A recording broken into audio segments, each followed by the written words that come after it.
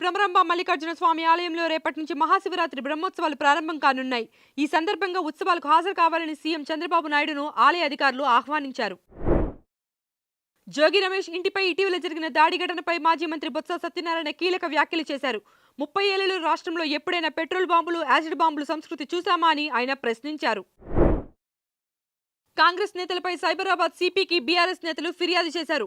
Municipal ఎన్నికల ప్రచారంలో BRS శ్రేణులపై కాంగ్రెస్ నేతలు దాడి చేశారని ఆరోపిస్తూ ఎమ్మెల్యేలు మల్లారెడ్డి, వివేకానందరెడ్డి, ఎమ్మెల్సీ సంబీపూర్ రాజుకు కంప్లైంట్ ఇచ్చారు.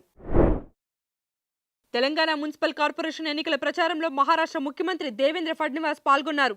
మంచిర్యాలలో నిర్వహించినటువంటి భారీ రోడ్ షోలో ఆయన బీజేపీ రాష్ట్ర అధ్యక్షులు రామచంద్రరావుతో కలిసి ప్రచారం చేశారు. మాజీ మంత్రి హరీష్ రావుకు నిరసన సేగ ఎదురైంది.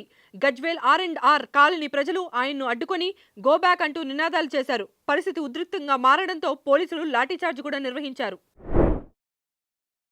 ముంబై మున్సిపల్ కార్పొరేషన్ పీఠంపై నెలకొన్న ఉత్కంఠకు తెరపడింది. దాదాపు 25 ఏళ్ల తర్వాత ముంబై మేయర్ పీఠంపై బీజేపీ జెండా ఎగిరింది. మేయర్గా బీజేపీ సీనియర్ నేత రీతూ తాండే, డిప్యూటీ మేయర్గా శివసేన కౌన్సిలర్ సంజయ్ ఘడి ఎన్నికయ్యారు.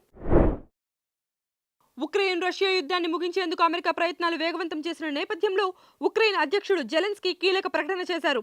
ఈ ఏడాది జూన్లోగా యుద్ధ ముగింపుపై ఒప్పందానికి రావాలని అమెరికా ఇరుపక్షాలకు డెడ్లైన్ విధించిందని తెలిపారు.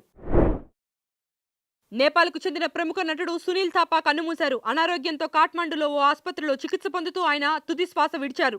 ఆయన కెరీర్లో 300కు పైగా నేపాలీ, బాలీవుడ్, భోజ్పురి చిత్రాల్లో నటించి విశేష గుర్తింపు పొందారు. హిందీలో మేరీకోమ్, తెలుగులో మిరాయ్ సినిమాలోనూ కూడా ఆయన నటించారు.